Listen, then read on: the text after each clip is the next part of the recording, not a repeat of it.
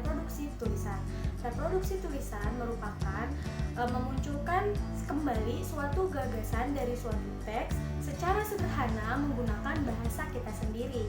Nah, reproduksi tulisan itu banyak macam-macamnya. Yang pertama ada ringkasan, yang kedua ikhtisar, sinopsis, abstrak, dan resensi.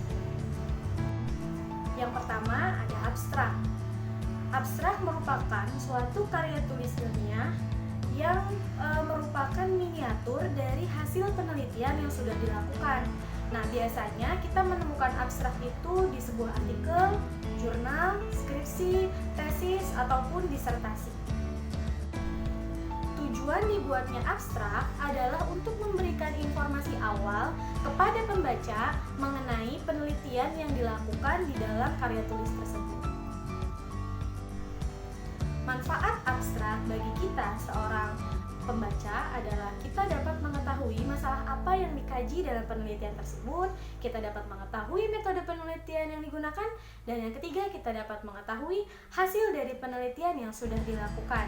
Jadi tanpa kita harus membaca sampai selesai, di abstrak pun sudah dicantumkan ketiga pokok penting tersebut di dalam abstrak.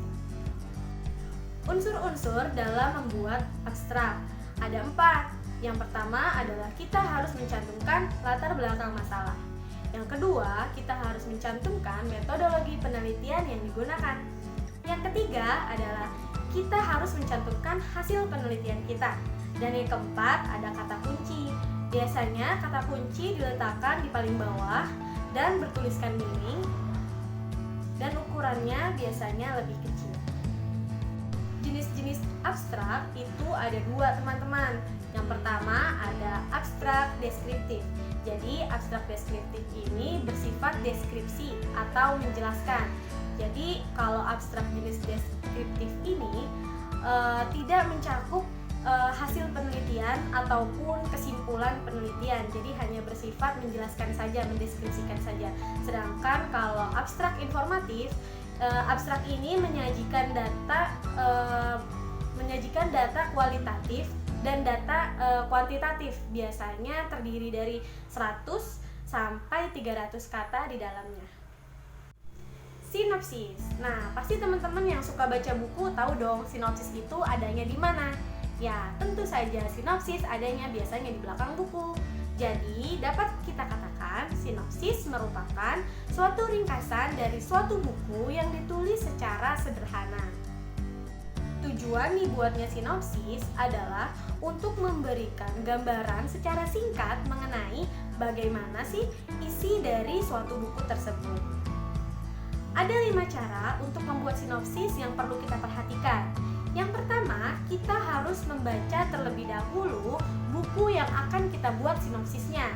Yang kedua, kita harus menggarisbawahi gagasan utama dari teks yang kita baca dari buku tersebut.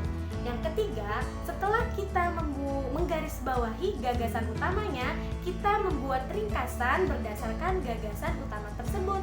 Dan yang keempat, setiap monolog atau dialog di dalam buku kita tulis secara garis besarnya saja.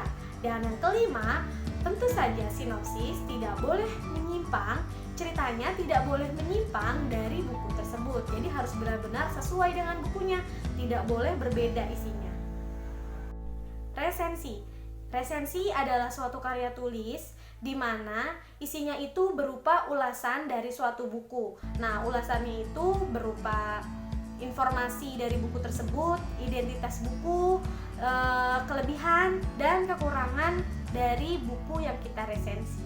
Tujuannya dari dituliskannya resensi ini adalah untuk memberikan informasi kepada pembaca, kepada kita mengenai buku tersebut.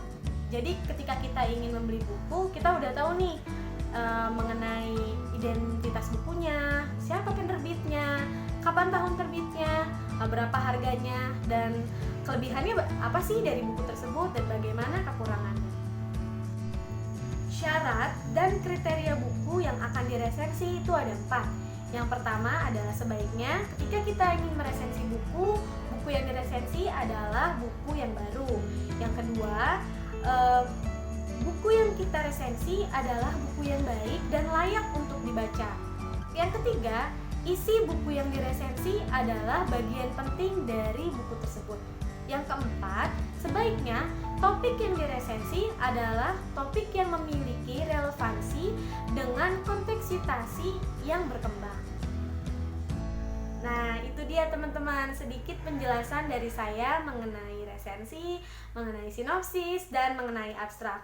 Semoga apa yang saya sampaikan bermanfaat ya. Kurang lebihnya mohon maaf. Wassalamualaikum warahmatullahi wabarakatuh.